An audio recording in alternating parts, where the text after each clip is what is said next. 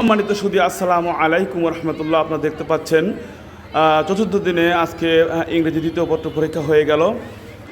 তো আজকে সবাই বলেছে যে তাদের রাইটিং সাইড যথেষ্ট ভালো হয়েছে, কিন্তু তাদের গ্রামার সাইডগুলো তাদের ভালো হয়নি।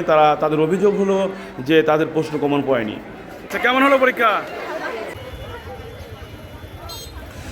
যাই হোক, আসলে দ্বিতীয় পত্র, ইংরেজি দ্বিতীয় পত্র, এটি গ্রামার সাইড বেশি থাকে, প্রায় 60 মার্কের গ্রামার থাকে এখানে।